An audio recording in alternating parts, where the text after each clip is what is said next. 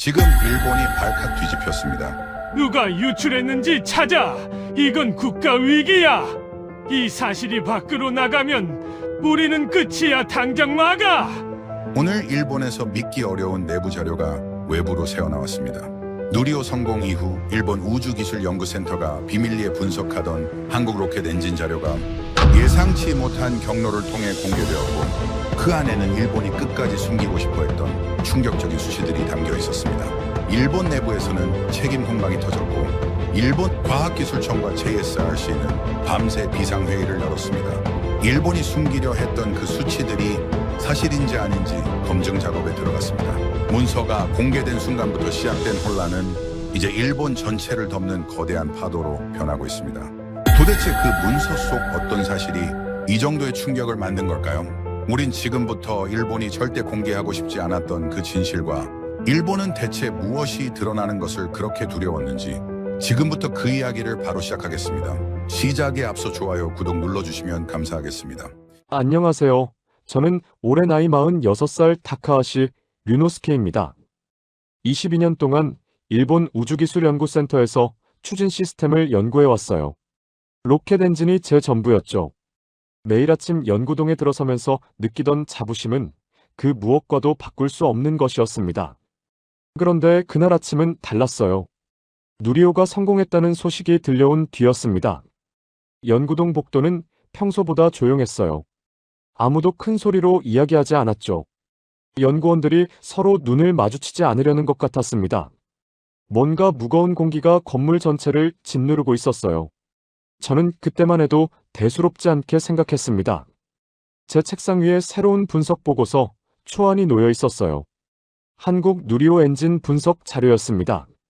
상부에서 긴급 검증을 지시한 문서였죠. 저는 이런 작업에 익숙했어요. 다른 나라 기술을 분석하고 우리 기술과 비교하는 일은 늘 해오던 것이었으니까요. 파일을 열었습니다. 첫 페이지부터 숫자들이 빼곡했어요.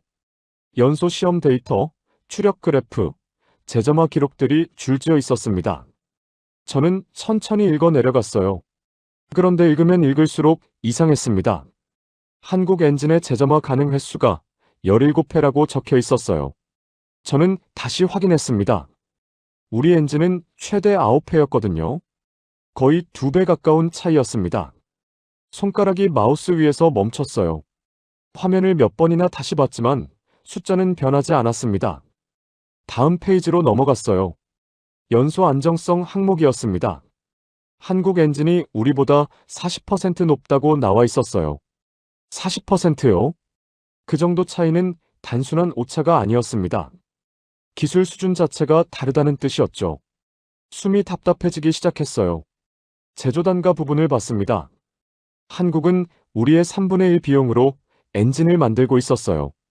더 싸게 만드는데 성능은 더 좋다는 얘기였습니다.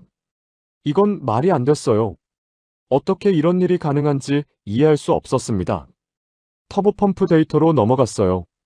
출력은 18% 우위, 효율은 9% 우위라고 적혀 있었습니다. 터보펌프는 로켓 엔진의 심장이에요. 이 부품이 우수하다는 건 엔진 전체 설계가 앞서 있다는 의미였죠. 그리고 마지막 항목을 봤을 때 저는 마우스를 놓았습니다. 한국은 100% 국산화를 달성했다고 나와 있었어요. 반면 일본은 핵심 부품 12종을 외국에서 수입하고 있다는 내용이 바로 아래 줄에 적혀 있었습니다. 손이 떨렸어요. 옆자리 동료가 지나가다가 제 모니터를 힐끗 봤습니다.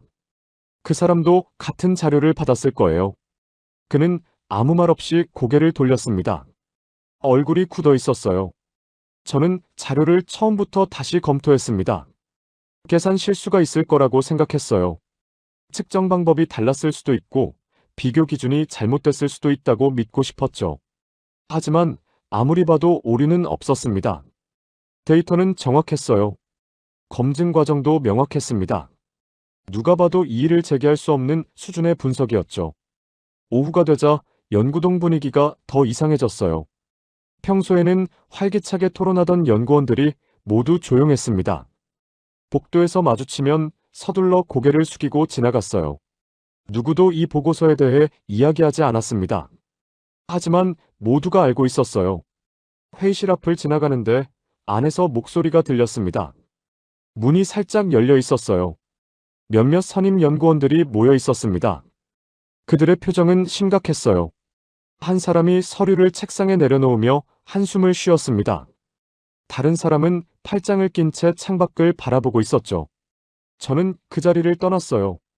자리로 돌아와서 모니터를 계속 쳐다봤습니다. 숫자들이 눈앞에서 흐릿하게 번졌어요.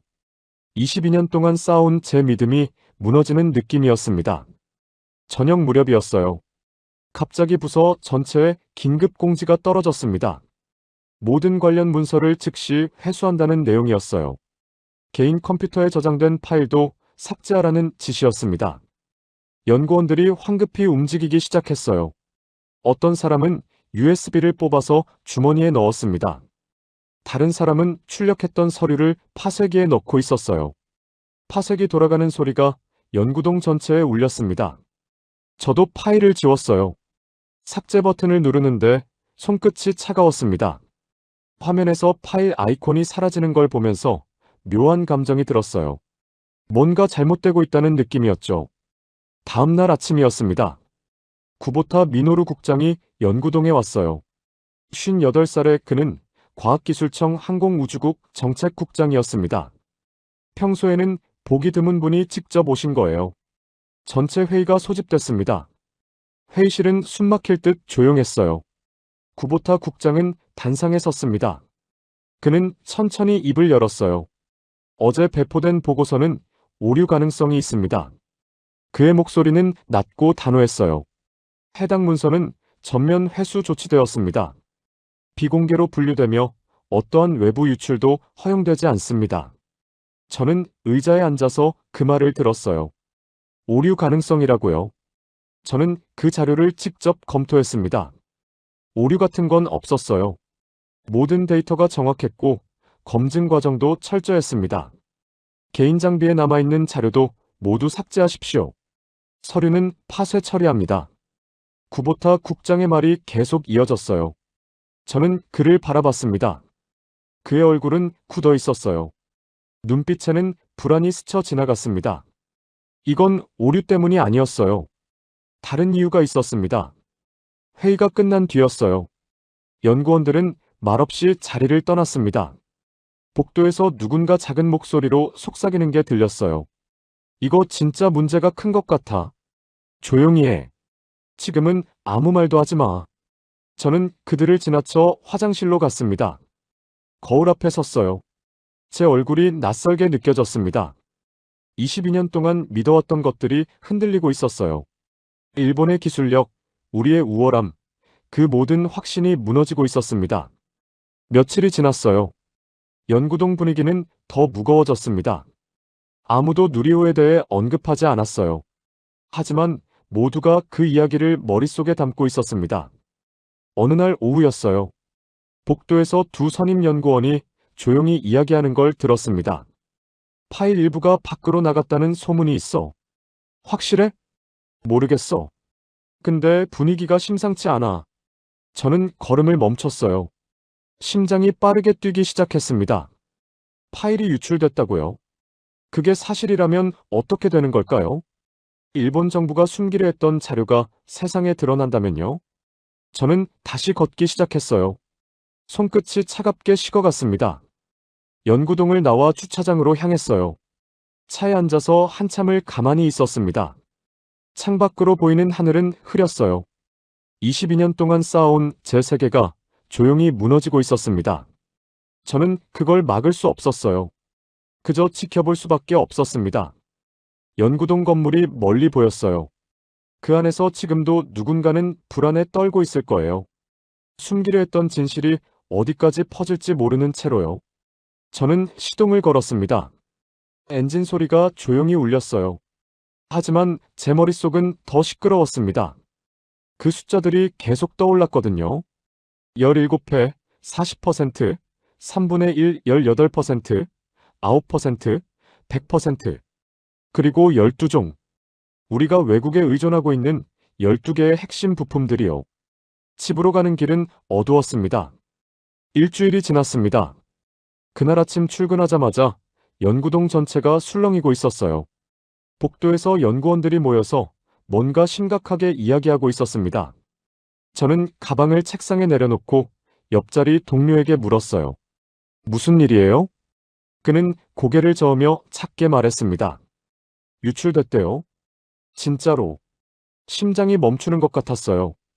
컴퓨터를 켰습니다. 이메일함에 긴급 공지가 떠 있었어요. 제목은 간단했습니다.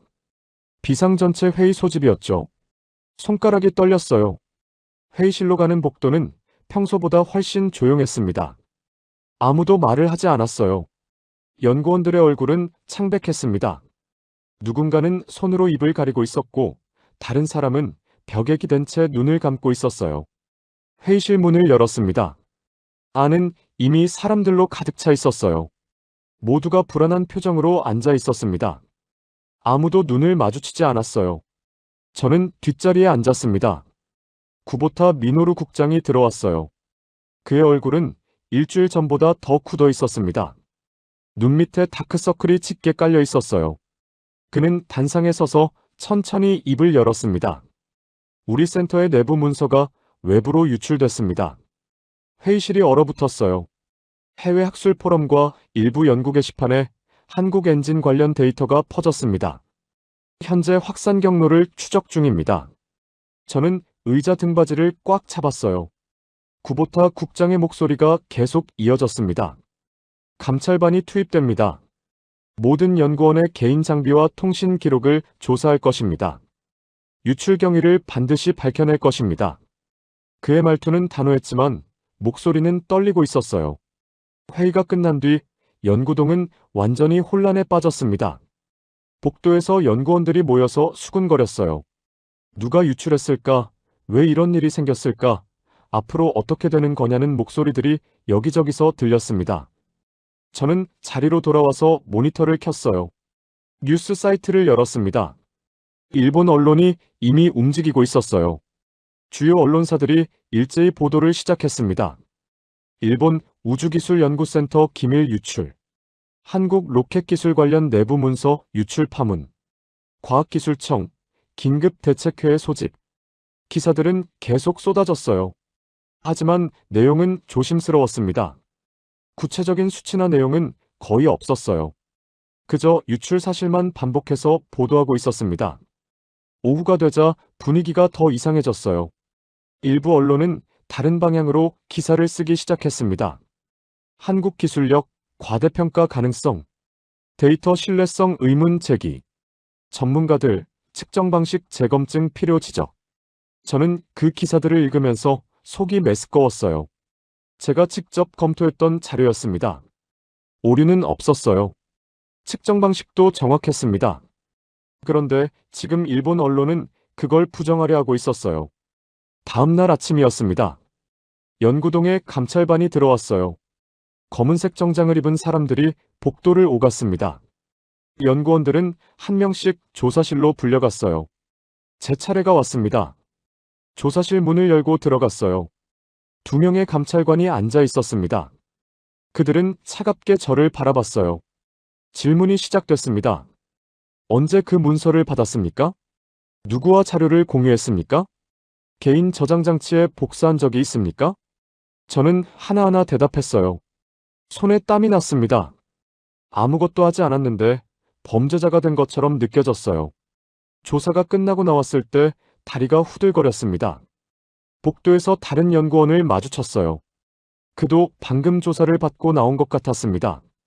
그의 얼굴은 창백했어요. 우리는 서로 아무 말도 하지 않았습니다. 그날 저녁 뉴스는 더 시끄러웠어요.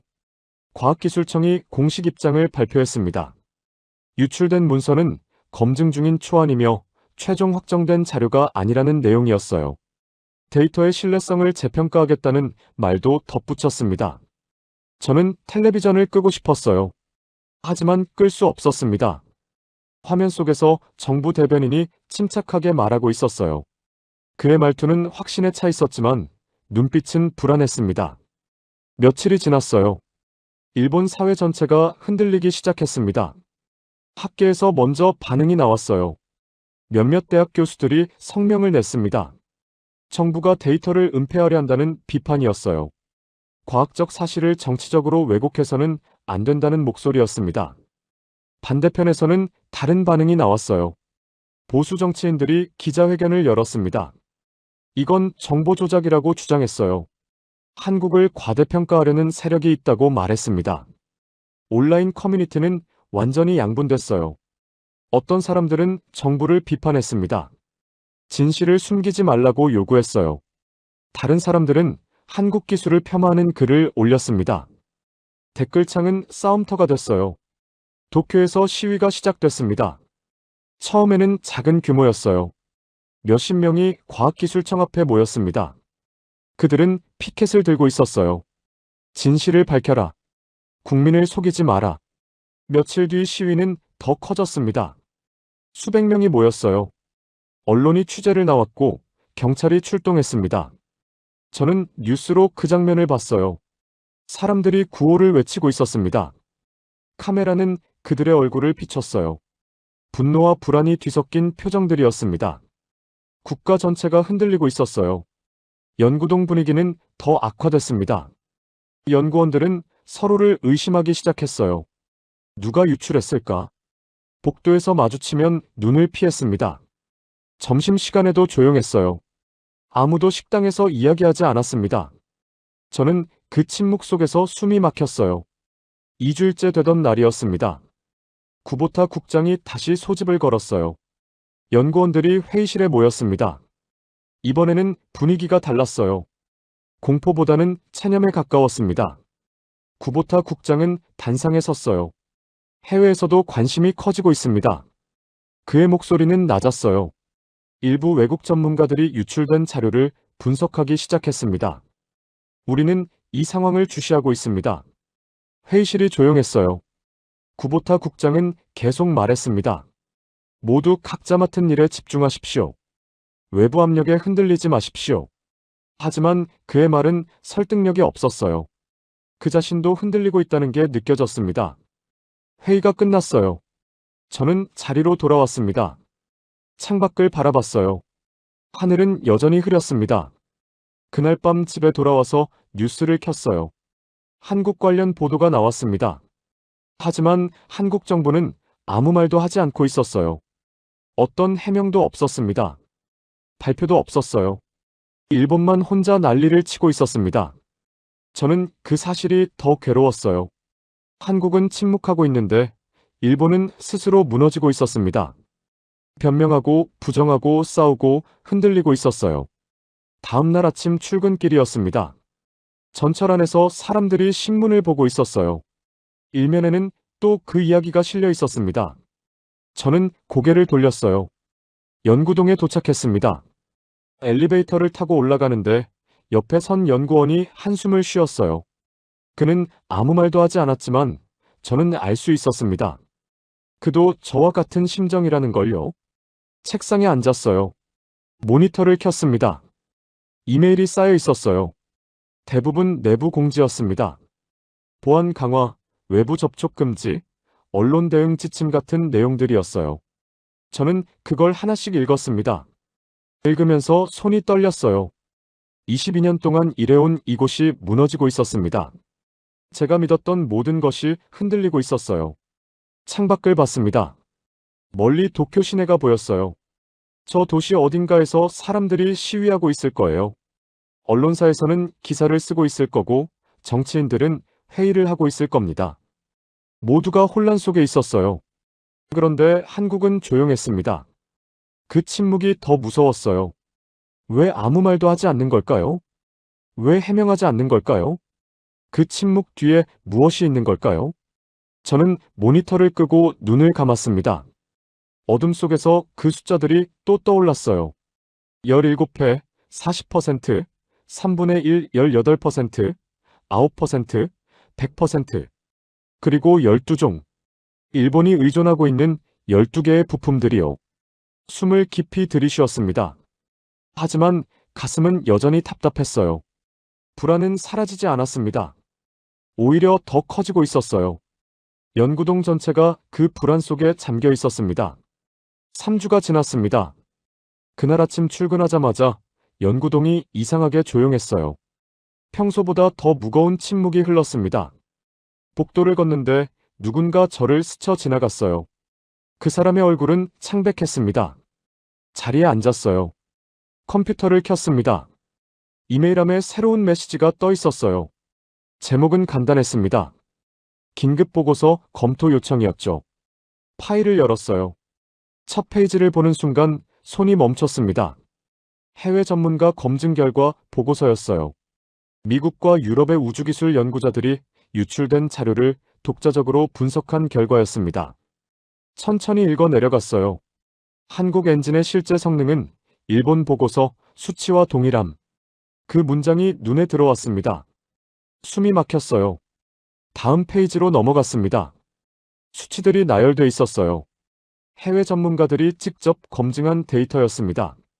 재점화 가능 횟수 17회, 연소 안정성 40% 우위, 제조단가 일본의 3분의 1, 터보펌프 출력 18% 우위, 터보펌프 효율 9% 우위, 한국 100% 국산화, 일본 핵심 부품 12종 외국 의존. 모두 똑같았어요. 저는 화면에서 눈을 떼지 못했습니다. 다시 확인했어요. 혹시 제가 잘못 본 게 아닐까 싶어서요. 하지만 숫자는 변하지 않았습니다. 해외 전문가들도 같은 결론을 냈어요. 목이 말랐습니다. 옆자리 동료가 작게 중얼거렸어요. 이제 끝이네요. 저는 그쪽을 봤습니다. 그는 모니터를 바라보고 있었어요. 얼굴에 아무 표정이 없었습니다. 연구동 전체가 조용했어요. 평소 같았으면 키보드 두드리는 소리, 전화통화 소리, 프린터 돌아가는 소리가 들렸을 겁니다. 하지만 지금은 아무 소리도 없었어요. 저는 보고서를 계속 읽어 내려갔습니다. 페이지마다 그래프와 분석 결과가 빼곡했어요. 미국 연구팀의 검증, 유럽 연구팀의 재분석, 독립적인 제3자 평가까지 모두 동일한 결론이었습니다. 한국 엔진이 일본보다 앞서 있다는 거였어요. 손끝이 차갑게 식어갔습니다. 마우스를 내려놓았어요. 의자 등받이에 기댔습니다. 천장을 올려다봤어요. 형광등 불빛이 눈부셨습니다. 22년이 떠올랐어요. 제가 처음 이곳에 왔을 때였습니다. 젊은 연구원이었죠. 일본 기술이 세계 최고라고 믿었어요. 한국 기술에 대해서는 생각조차 하지 않았습니다. 그런데 지금은 달랐어요. 해외 전문가들까지 한국의 우위를 인정하고 있었습니다. 더 이상 일본 정부가 숨길 수 없는 상황이 된 거예요. 점심시간이 됐어요. 식당에 갔습니다. 연구원들이 자리에 앉아 있었지만 아무도 말하지 않았어요.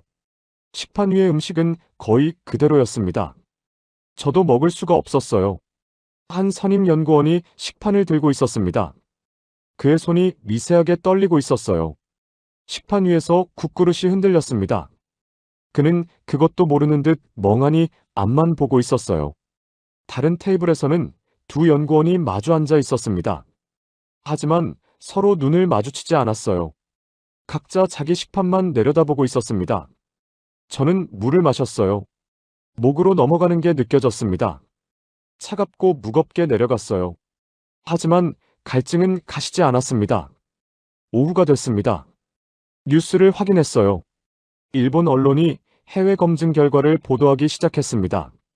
하지만 보도 내용이 엇갈렸어요. 어떤 언론은 조심스럽게 사실만 전달했습니다. 해외 전문가들의 분석 결과를 그대로 인용했어요. 댓글창은 혼란스러웠습니다. 믿을 수 없다는 반응과 이제 인정해야 한다는 반응이 뒤섞여 있었어요. 다른 언론은 여전히 의문을 제기했어요. 측정 방법이 다르다. 비교 기준이 불분명하다. 추가 검증이 필요하다는 식이었습니다. 하지만 그 기사들조차 확신에 차 있지 않았어요. 문장 끝마다 불안이 묻어났습니다. 저는 그 기사들을 보면서 한숨을 쉬었어요. 이제 와서 변명해봤자 소용없었습니다. 해외 전문가들까지 같은 결과를 냈으니까요. 연구동으로 돌아왔어요. 복도를 지나가는데 회의실에서 목소리가 들렸습니다.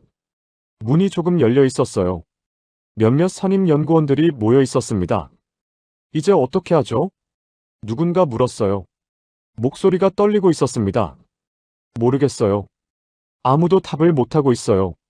다른 사람이 대답했습니다. 침묵이 흘렀어요. 저는 그 자리를 지나쳤습니다. 발걸음 소리가 복도에 울렸어요. 제 발걸음 소리였지만 낯설게 들렸습니다. 다음 날 아침이었습니다. 출근하는데 휴대폰에 알림이 떴어요. 한국항우연이 영상을 공개했다는 소식이었습니다. 연구동에 도착해서 바로 확인했어요. 영상은 30초짜리였습니다. 엔진 시험 장면이었어요. 재생 버튼을 눌렀습니다. 화면 속에서 엔진이 점화됐어요. 불꽃이 터져 나왔습니다. 저는 화면을 응시했어요. 진동이 거의 없었습니다. 추력이 균일하게 유지됐어요. 연소 흐름이 안정적이었습니다. 화염의 색깔과 형태가 완벽했어요. 저는 영상을 멈추지 못했습니다. 다시 재생했어요. 처음부터 끝까지 봤습니다. 또 재생했어요. 계속 봤습니다. 손이 떨리기 시작했어요. 이건 단순한 우위가 아니었습니다. 구조적인 격차였어요. 설계 철학 자체가 다른 수준이었습니다. 일본 엔진 시험 영상이 떠올랐어요. 우리 엔진은 진동이 있었습니다. 추력이 미세하게 흔들렸어요. 연소 과정에서 불안정한 순간들이 있었습니다. 화염이 순간적으로 일그러지는 부분도 있었어요. 하지만 한국 엔진은 달랐어요. 모든 게 안정적이었습니다. 흔들림이 없었어요. 마치 기계가 아니라 살아있는 생명체처럼 부드럽게 작동했습니다. 저는 영상을 끝까지 봤어요. 화면이 멈췄습니다. 검은 화면만 남았어요. 저는 그 검은 화면을 계속 쳐다봤습니다. 침을 삼켰어요. 목이 메말랐습니다. 입안이 바싹 말랐어요. 물을 마셨지만 소용없었습니다. 목구멍이 타는 것 같았어요. 주변을 둘러봤어요. 다른 연구원들도 같은 영상을 보고 있었습니다. 모두 멍하니 화면을 바라보고 있었어요. 아무도 말하지 않았습니다. 한 연구원은 마우스를 쥔 채 움직이지 않고 있었어요. 다른 연구원은 화면에서 눈을 떼지 못하고 있었습니다. 또 다른 사람은 고개를 떨구고 책상에 이마를 대고 있었어요. 1시간이 지났어요. 연구동은 여전히 조용했습니다. 키보드 소리조차 들리지 않았어요. 모두가 자기 자리에 앉아서 움직이지 않았습니다. 저는 다시 영상을 재생했어요. 30초가 지나갔습니다. 영상이 끝났어요. 또 재생했습니다. 몇 번을 반복했는지 모르겠어요. 화면 속 엔진이 점화되고 불꽃이 터지고 연소가 진행되고 끝났어요. 그 과정이 너무 완벽했습니다. 흠잡을 데가 없었어요. 손끝 감각이 흐려졌습니다. 마우스를 쥐고 있는 게 느껴지지 않았어요. 화면만 보였습니다. 30초짜리 영상이 제 눈에만 보이는 것 같았어요. 오후 3시였어요. 구보타 미노루 국장이 연구동에 왔습니다. 그는 복도를 지나갔어요. 평소보다 걸음이 느렸습니다. 어깨가 축 처져 있었어요. 긴급회의가 소집됐어요. 회의실로 갔습니다. 연구원들이 하나둘 들어왔어요. 모두 표정이 없었습니다. 구보타 국장이 단상에 섰어요. 그는 한참 아무 말도 하지 않았습니다. 회의실은 조용했어요. 누군가 기침 소리를 냈습니다. 그 소리가 유난히 크게 들렸어요. 구보타 국장이 입을 열었습니다. 한국항우연이 공개한 영상을 확인했습니다. 그의 목소리는 낮았어요. 추가 분석을 진행하겠습니다. 그게 전부였어요. 더 이상 말이 없었습니다. 구보타 국장은 고개를 숙였어요. 그는 서류를 보는 척했지만 실제로는 아무것도 읽지 않고 있다는 게 느껴졌습니다. 회의실에 침묵만 흘렀어요. 누군가 손을 들려다가 내렸습니다. 다른 사람은 입을 열려다가 다물었어요. 아무도 질문하지 않았습니다. 저는 회의실을 둘러봤어요. 연구원들의 얼굴이 보였습니다. 모두 같은 표정이었어요. 무언가를 잃어버린 사람들의 얼굴이었습니다. 구보타 국장이 회의실을 나갔어요. 우리도 하나씩 자리를 떠났습니다. 복도에서 서로 눈을 마주치지 않았어요. 저는 자리로 돌아왔습니다. 모니터 화면은 여전히 그 영상이 멈춰 있었어요. 검은 화면이었습니다. 마우스를 움직였어요. 또 재생했습니다. 30초가 흘렀어요. 엔진이 점화되고 불꽃이 터지고 연소가 진행되고 끝났습니다. 저는 영상을 끝까지 봤어요. 그리고 멈췄습니다. 화면을 계속 쳐다봤어요. 아무 생각도 나지 않았습니다. 머릿속이 텅 비어 있었어요. 창밖을 봤습니다. 하늘은 여전히 흐렸어요. 도쿄 시내가 멀리 보였습니다.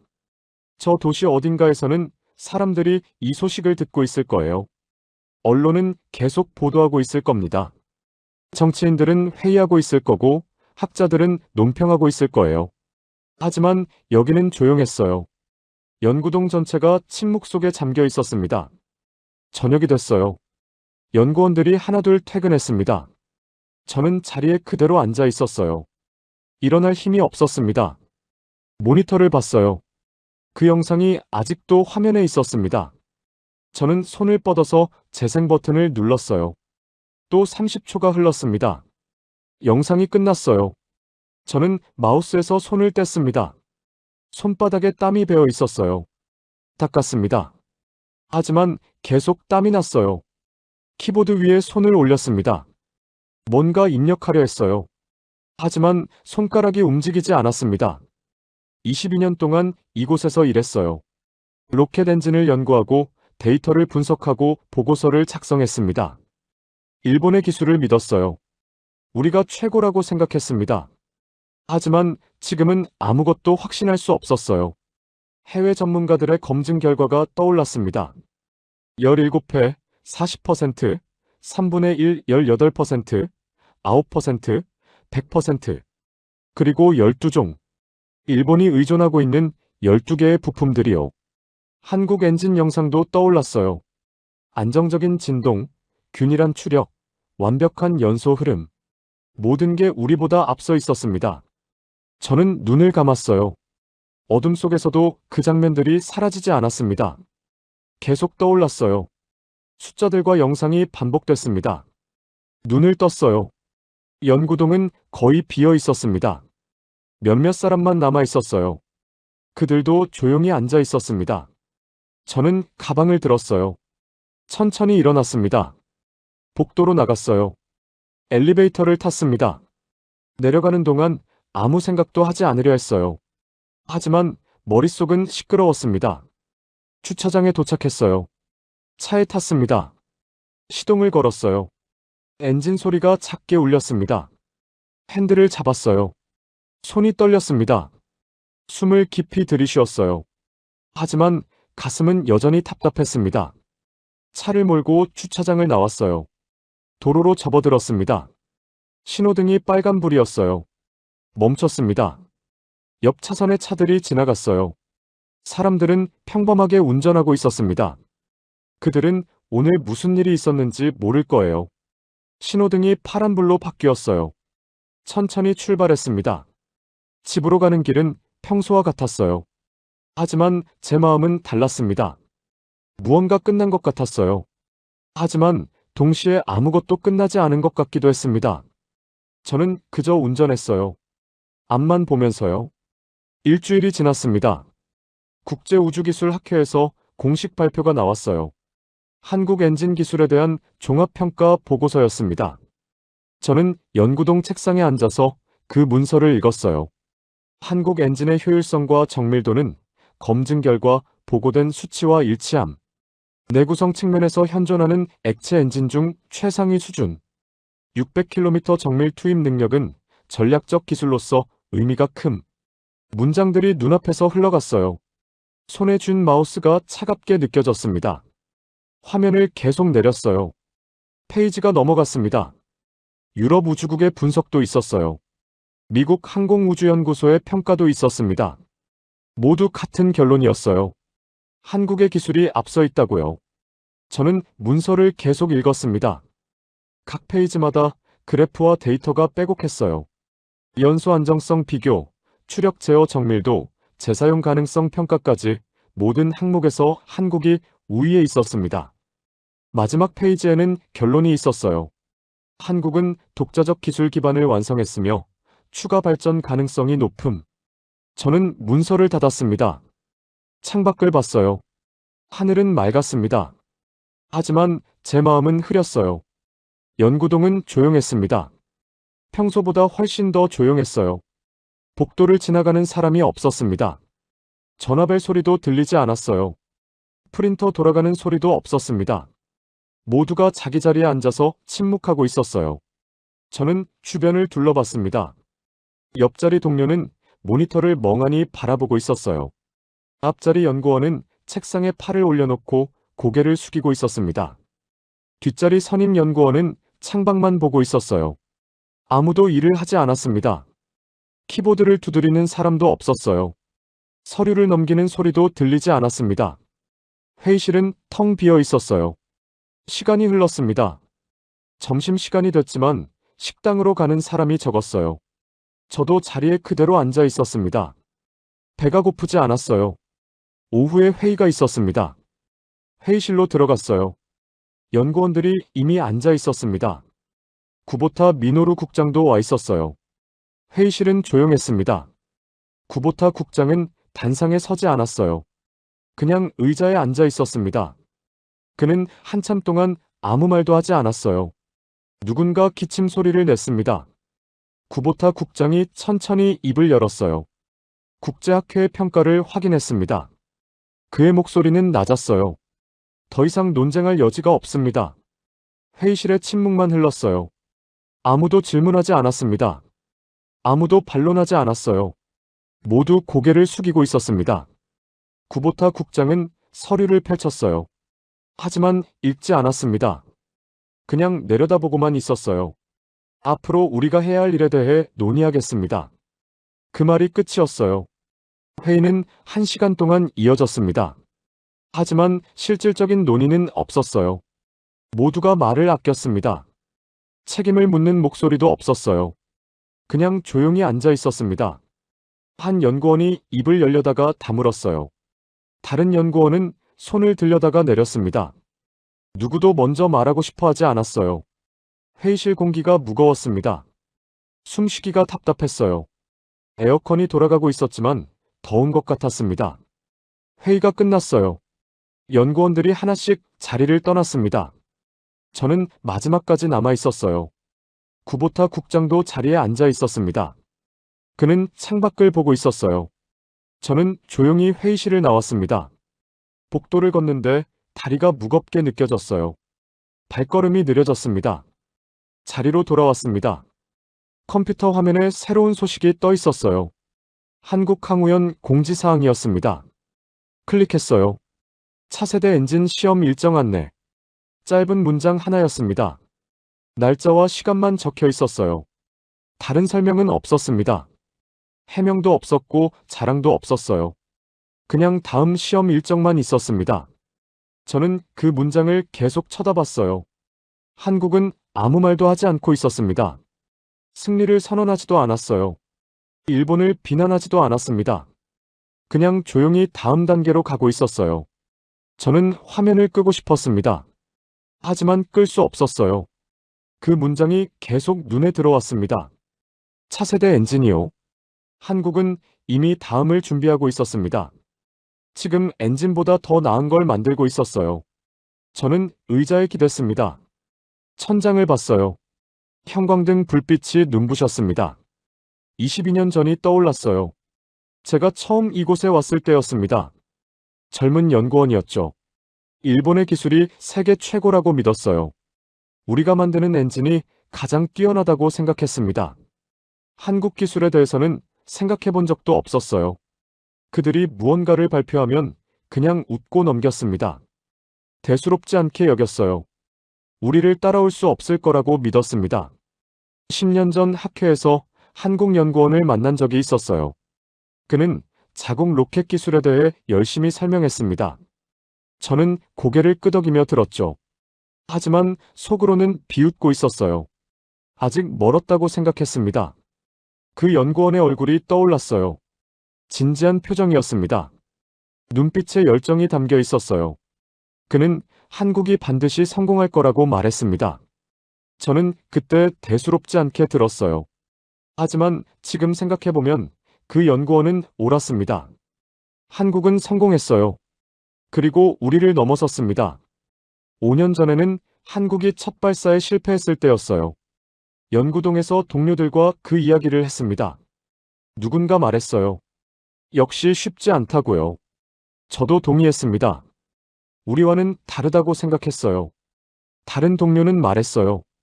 한국은 아직 경험이 부족해요. 저도 거들었습니다. 기술 축적이 필요하죠. 우리는 그렇게 한국을 평가했어요. 위에서 내려다보듯이요. 하지만 지금은 달랐어요. 한국은 이미 앞서가고 있었습니다. 우리가 웃고 있을 때 그들은 연구하고 있었어요. 우리가 자만하고 있을 때 그들은 발전하고 있었습니다. 그리고 지금 우리는 뒤처져 있었어요. 저는 눈을 감았습니다. 어둠 속에서 그 숫자들이 또 떠올랐어요. 17회, 40%, 3분의 1, 18%, 9%, 100%, 그리고 12종. 일본이 외국에 의존하고 있는 12개의 핵심 부품들이요. 한국은 모든 걸 스스로 만들고 있었습니다. 우리는 여전히 다른 나라에 기대고 있었어요. 그게 가장 아팠습니다. 기술력의 차이가 아니었어요. 자립도의 차이였습니다.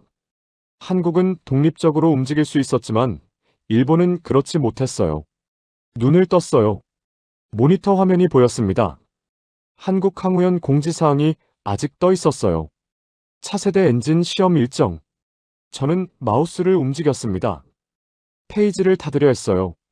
하지만 손이 멈췄습니다. 닫을 수가 없었어요. 그 문장이 계속 눈에 들어왔습니다. 한국은 멈추지 않고 있었어요. 계속 앞으로 가고 있었습니다. 일본은 어떻게 해야 할까요? 저는 생각했습니다. 다시 시작해야 했어요. 처음부터요. 자만을 버리고 오판을 인정하고 진짜 기술을 쌓아야 했습니다. 하지만 쉽지 않을 거예요. 한국은 이미 멀리 가 있었습니다. 우리가 따라갈 수 있을까요? 따라간다 해도 얼마나 걸릴까요? 알 수 없었어요. 그리고 솔직히 확신도 없었습니다. 일본이 다시 한국을 따라잡을 수 있을까요? 그 격차를 메울 수 있을까요? 저는 확답할 수 없었어요. 저녁이 됐어요. 연구동이 비어갔습니다. 연구원들이 하나씩 퇴근했어요.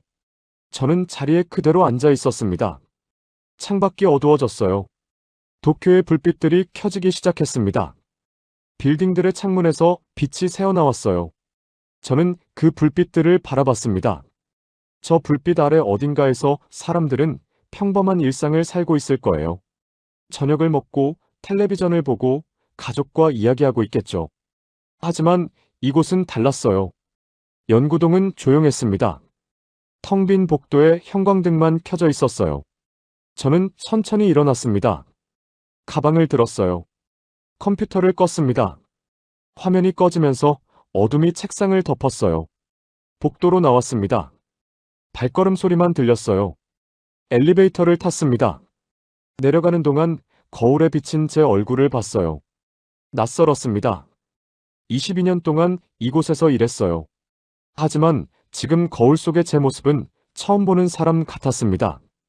주차장에 도착했어요. 차에 탔습니다. 시동을 걸었어요. 엔진 소리가 조용히 울렸습니다. 핸들을 잡고 앉아 있었어요. 출발하지 않았습니다. 그냥 앉아 있었어요. 앞 유리창 너머로 연구동 건물이 보였습니다. 불이 켜진 창문들이 몇 개 남아 있었어요. 아직도 일하고 있는 사람들이 있었습니다. 저는 한숨을 쉬었어요. 일본은 다시 시작해야 했습니다. 처음부터요. 자만을 버리고 오판을 인정하고 진짜 기술을 쌓아야 했어요. 하지만 그게 가능할까요? 한국은 이미 멀리 가 있었습니다. 우리가 따라갈 수 있을까요? 따라간다 해도 얼마나 걸릴까요? 알 수 없었어요. 저는 시동을 끄고 싶었습니다. 그냥 여기 앉아 있고 싶었어요. 하지만 그럴 수는 없었습니다. 다시 시동을 걸었어요. 핸들을 돌렸습니다. 천천히 주차장을 나왔어요. 도로로 접어들었습니다. 신호등이 빨간불이었어요. 멈췄습니다. 차 안은 조용했어요. 라디오도 켜지 않았습니다. 그냥 침묵만 흘렀어요. 신호등이 파란불로 바뀌었습니다. 출발했어요. 집으로 가는 길은 평소와 같았습니다. 하지만 제 마음은 달랐어요. 무언가 끝났습니다. 일본이 믿어왔던 것들이 끝났어요. 제가 믿어왔던 것들도 끝났습니다. 하지만 동시에 시작이기도 했어요. 일본은 다시 배워야 했습니다. 겸손하게, 진지하게, 처음부터요. 저도 마찬가지였어요. 22년 동안 쌓아온 자만을 내려놓고 다시 연구자로 돌아가야 했습니다. 차는 계속 앞으로 나아갔어요. 어두운 도로 위를 달렸습니다. 가로등 불빛이 차창을 스쳐 지나갔어요. 저는 운전하면서 생각했어요. 한국은 조용히 다음 단계로 가고 있었습니다. 말없이, 자랑 없이, 그냥 묵묵히 나아가고 있었어요. 그게 진짜 힘이었습니다. 소리 없이 앞서가는 힘이요. 신호등이 또 빨간불이었어요. 멈췄습니다. 창밖을 봤어요. 거리에 사람들이 걷고 있었습니다. 그들은 오늘 무슨 일이 있었는지 모를 거예요. 하지만 저는 알고 있었습니다. 오늘 일본은 조용히 무너졌어요.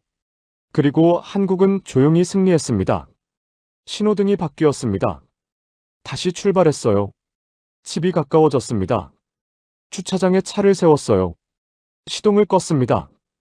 엔진 소리가 멈췄어요. 차에서 내렸습니다. 밤 공기가 차갑게 느껴졌어요. 하늘을 올려다봤습니다. 별이 보였어요. 저는 한참 서 있었습니다. 그리고 천천히 걸었어요. 집으로 향하면서요.